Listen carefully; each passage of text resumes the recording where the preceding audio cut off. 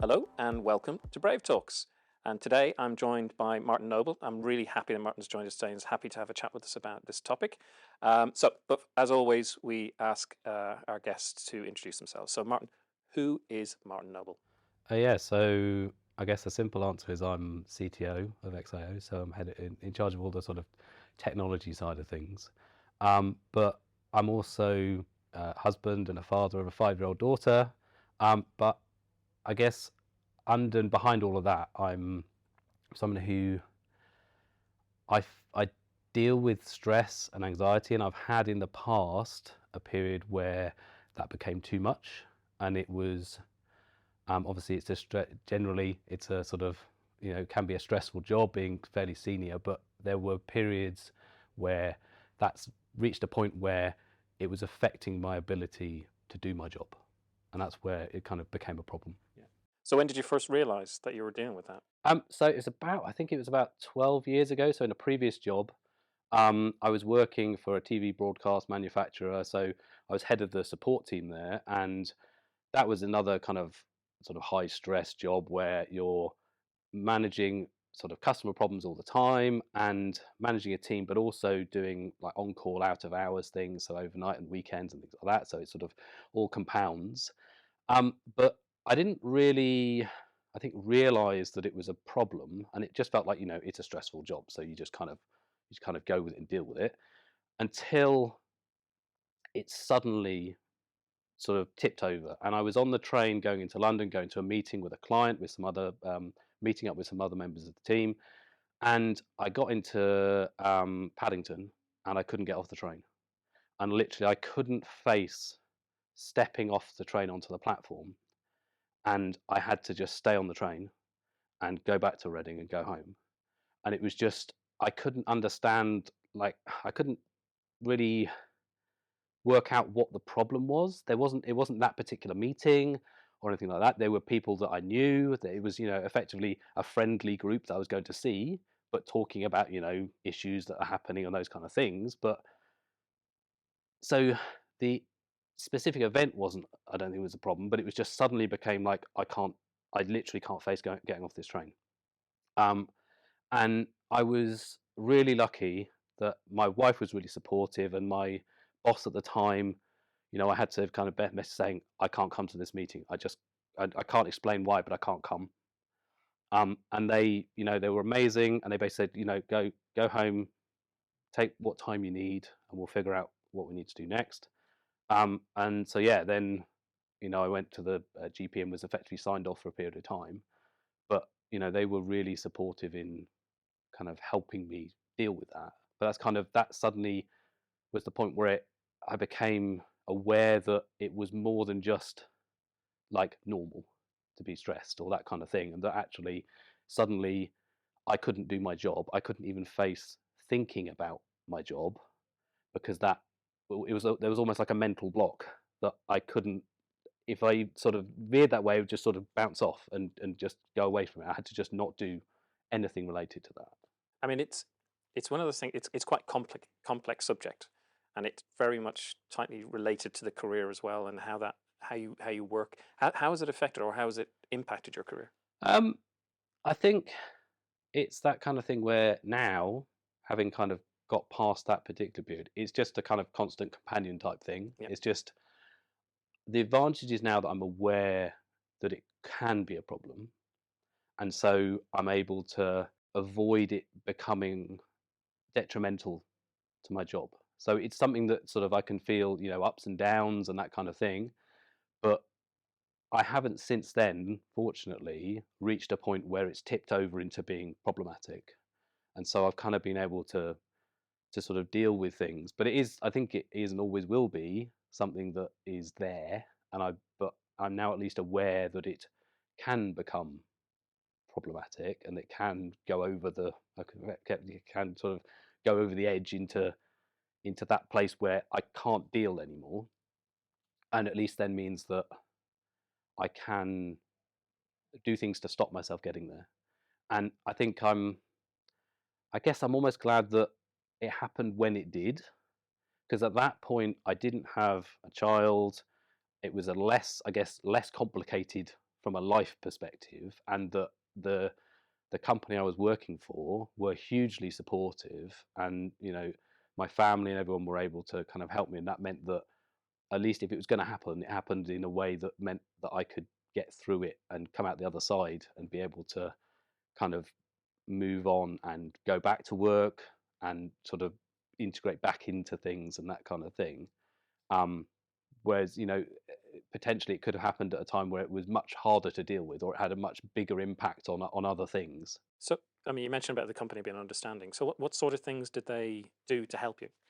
So I guess the most important thing was they let me have the time I needed. So they basically said, take what time you need. I went to the GP and they basically signed me off for a period of time, and they actively didn't bother me. And so they kept in touch, but just to, on a personal level to check how I was and things like that. And I was, friends with people I worked with there. So that was kind of, it was easier for not my direct boss, but sort of peripheral people who I'm with to sort of check in on me and things like that, and that they would deal with everything work wise, and that I could take whatever time I needed to kind of get to a point where I was ready to come back. And then also them sort of allowing me to come back in a controlled way. So, for instance, it was just a case of initially I couldn't even face the thought of getting on the train to go to the office.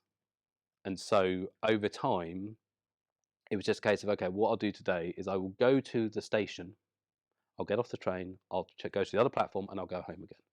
And it's just that sort of working up to the point where I feel like, okay, the next time I go, I'll go into the office. I won't go into our room, but I'll go into the foyer of the office and kind of, it's that sort of proving to yourself it's not actually a problem. Um, and that's where the sort of the treatment I went through kind of helped, because the GP um, referred me to through the NHS to talking therapies. So I had some sessions with a therapist, but also they gave me a cognitive behavioral therapy thing, which was basically a USB stick with some software on it, and meant I could do CBT at home on my own and not have to talk to another person, because I found it very hard, at least at the start, even just talking to the therapist about it. It was easier to talk to them because I didn't know them, and it's kind of, that's one of the advantages of potentially going to therapy, is that you're not talking to your family and friends, because that can be a real barrier to open up to those people about your sort of deepest inner feelings. But also doing CBT sort of on a computer, there's a lot of those techniques where you just need to kind of understand and learn a technique, and things like looking at automatic negative thoughts and how you deal with that, and recognizing that you're having a negative thought, so that then you can analyze the thought and look at it and say, well, is that true? It's like I feel like I can't, this thing is really bad, but I haven't, that's just a pure feeling. It's like adrenaline, and my body is saying, I can't deal with this situation. But if you look at it analytically and say, okay, what is actually going on? What's the worst thing that could possibly happen in this situation? And those kind of things, and write it down and just analyze it, then you realize actually your reaction to it is sort of hyped up to the highest level, when actually there probably isn't something that is that bad going on. And it might be that it isn't a great situation, but you can kind of deal with it then in a much more sort of controlled way, and just thinking it through and that kind of thing. And also just things like relaxation techniques and breathing exercise, those kind of things, where they're quite good to, you can just learn those techniques, and just then it's a case of using those. And that comes back to then how you like returning to working with that, going step by step and moving, then just going and saying, okay, I'm now going to go into the office and have a meeting with my boss. We're just going to sit down, have a chat. We're not going to talk about work. We're just going to be in that environment, and it's sort of slowly going back into that routine, and then working back into it. And they were very helpful with easing back in and taking time, and also letting me come back and do other things which were useful to the company but weren't my previous primary role for a period of time, so that I could kind of get back into seeing people actually day to day, being back actually going to work, but it was a less sort of stressful task that I was doing, but I could feel like I'm actually doing something useful, and then sort of easing back into it and working back up to the point where I could kind of actually return to my sort of previous full role. So, I mean, they're all really good examples of ways to kind of cope with it and deal with it. You're in quite a senior position and quite stressful position from time to time, frequently. Um, how do you take that knowledge and experience that you've had and kind of apply it into the role that you have now or have had over the last few years? Because it's that classic situation where people kind of just say it's like depression, just stop being sad, which is a ridiculous thing to say to somebody. Or when you're trying to sleep, tell yourself just close your eyes and sleep. You can't, because your brains are so active. How have you dealt with that? Have you taken that into your current role? Because I think some people might be surprised if they know you, because you handle these things so well. Is it the techniques? Is it something you've brought into the day-to-day operation? I think it is, a lot of those techniques are useful irrespective of whether you are at that point suffering from like a heightened level of stress or anxiety. And working in software development, I think I have an advantage in that I generally have always worked in kind of it's quite an analytical sort of role. So you're kind of used to writing software. There's step by step processes and things like that. It kind of maybe helps to understand how those things work and helps with kind of planning out and those kind of processes. But those techniques are useful in all sorts of situations when going into meetings and things like that. And people may not realize, but I definitely suffer from imposter syndrome, which is related to kind of anxiety and stress, which I think a lot of people do and don't sort of admit it. Is that clearly I can do the role because I've been given the job I've been given, and I don't think the people who've employed me are stupid for giving me the job I've got. But there's always a part of me that sometimes thinks, well, if someone's asking me to do something important, like writing a blog post that's going to go on LinkedIn publicly and things like that, it's like there's that automatic thinking, can I really do that? Am I the right person to write this thing? And you have to kind of reminding yourself that there's a reason why you have the job you have. Your employers and the people around you trust you, and the reason they're asking you to do it is because they know and believe you can do it. But there's sort of nagging doubts internally, and again, those kind of techniques and those analyzing those thoughts and thinking, well, is that true? What evidence do I have that I can and can't do it? And the thing is, you look at it, well, I've done it before. I've been to these meetings. I've spoken to people in this senior positions before. Clearly, I can do it. But even if the next time I'm asked to do it, I think I can't do it. And so you kind of just is weighing up well, which side of the table is bigger. And generally, it's going to be on the side of you can do it. Some part of you is sort of poking up, saying you can't do it, you can't do it, you can't do it. And it's sort of pushing down that and saying, no, I really can do it. I believe that I can do it, and I've got evidence to show that I have done it in the past, and that I can do it, and that it's even you get say an email which says, oh, we need to review this thing. Suddenly the immediate thought is, oh, they're going to say it's completely rubbish, everything's wrong with it, it's really bad. And then you just think, no, the likelihood is they've got one or two minor points, maybe some typos, or they want to change around a few sentences. But you have that sudden thing, like you're in the shower in the morning thinking, oh, dreading opening that email because I don't know what they're going to say. But the reality is it's probably nothing like what you think it's going to be. And that's, I think, where the biggest problem with like stress and anxiety comes, is that your your mind just kind of immediately goes to the worst possible scenario. It assumes that if someone says something that looks negative, that it's the most negative thing it could possibly be. Where like it's a tiny little negative thing, or just like something they're just pointing out some minor inaccuracy or something like that. I mean, do you think it's related to your performance as well, as in pushing yourself a little bit harder to be better because you have that doubt? I mean, certainly that's with imposter syndrome, that there's an element of that where high performers actually have this. It's not talked about very much, but it is there and actually makes them reevaluate and try even harder to do something. Yeah, potentially. I think it can be, it can have a positive impact, because the critical thing is that you don't forget to do the analysis piece, and that you don't allow those thoughts to be sort of stay a negative thing. That it potentially can drive a positive change and can make you strive to do better and to continue to improve and grow. And potentially that means that you are going to you know, outperform or perform better than you have done before.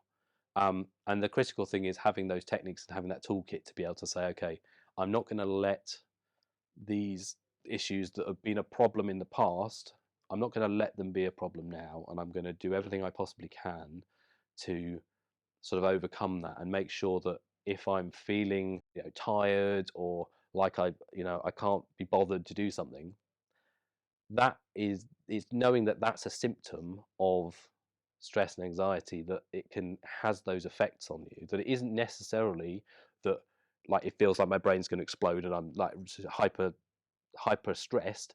What's the trigger for that? Is there something particular that I need to look at, or is there something that I need to concentrate or change to kind of move past that and to kind of get back to what I might class as normal? That normal, that's Yeah. that's that difficult state. So obviously you've touched upon this a lot, but I'd like to just have a think about, if you were to say one thing that was really beneficial from suffering from this, but also something you're still struggling with, what would that be? I think knowing it's a problem means that I know how to deal with it. And I think having those techniques then helps in other areas and kind of can generally help in day-to-day life. Even just, mindfulness and taking time to, if you've got 5 minutes before a call, taking time to just do some breathing and relax, then you can go into that situation fresh and analytical and looking at it from a clear perspective, rather than going into that situation immediately on the negative. Because the danger is you can go into that sort of situation and just go, I feel down and negative, so I'm going to automatically take a negative view to everything that's said. And actually, if you take a few moments to kind of relax and reset and go and say, I'm going to look at this cleanly and clearly and understand what's happening. Actually, it could be, maybe it's our problem, maybe it's someone else's problem, but look at, okay, how do we solve that problem, rather than looking at like the negative side of it and assuming, well, let's play the blame game and that kind of thing. And those kind of things means, yeah, you can use all of that to kind of to your advantage.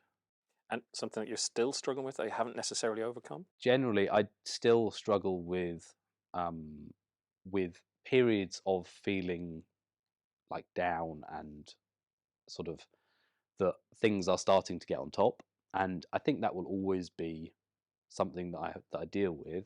I I'm fortunate that since that time, like 12 years ago, I haven't ever reached since then the point where I can't function, Yeah.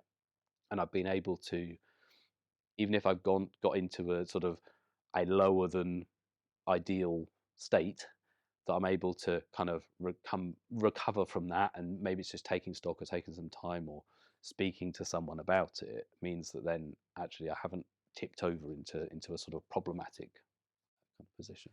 So having those warning signals have been really Exactly, beneficial. yes, it's that awareness of the warning signals and the sort of trust and knowledge that, like, colleagues and friends are people that you can talk to about those kind of Yeah. things, and that they're not going to like look down on you for saying, like, I'm really struggling to cope at the moment, or I just need to talk about something to kind of get it off and discuss. And maybe there's a situation where you can't you're aware there's a problem, but you can't do the analysis yourself. Being able to just have someone else to talk to about it and just say, okay, like, this is what's going on, can you kind of help me sort of figure out what's going on, and just having that space to talk to someone, um because that can then sort of help you then do the analyzing bit of it and figuring out, okay, what is the realistic worst case or best case, those kind of things, that maybe you just need to bounce it off someone else. And knowing that those friends and colleagues around you, to being able to do that, is a real kind of um it's kind of that guardrail. You know that you've got help and that you don't need to sort of be on your own, because that's the biggest danger, is trying to deal with everything on your own and not sort of asking for help or not making people aware that there's a problem. Would you have a message for anybody that is in this situation, or needs support? I think the biggest thing would be to realize it is normal to have these kind of things. And I think I saw stats like 60% of people say they have some level of stress or anxiety, whether it's just mild, which means that that's more than half of people. So it's normal to suffer from stress and anxiety, and it's only if it's becoming like a problem and starting to affect your ability to sort of um, go about your day-to-day life or do your job that it is a problem. But being aware that most people have these kind of issues, and most people are going to suffer from this kind of thing at some point. So almost preparing yourself, being aware that if you're starting to have these kind of symptoms, maybe that's a sign that it's becoming more of a problem, and you can sort of preempt it, and that then hopefully you don't reach the point where you need to be signed off for a long period of time or that kind of thing. And being open about it and talking to someone, or whether that's a family member or colleague or a therapist, if you need to talk to someone external, that's not a failing. If you need to talk to someone about it, that's actually you making a positive move to protect yourself and to ensure that your mental health remains healthy, and that you kind of stay in that situation. Sort of, it's like taking a vaccine. That's the preemptive step to getting whatever that thing is, and being aware of those techniques preemptively is like vaccinating yourself against the worst possible effects of that situation. That's fantastic. Thank you so much for being open about this. It's an amazing topic to talk about, and like you were saying, it's almost like you need to exercise your mind as much as any other part of your body as well to keep it healthy and keep it fit. So thank you so much, and really appreciate it. Thank you for joining us today, and we hope to see you in future Brave Talks.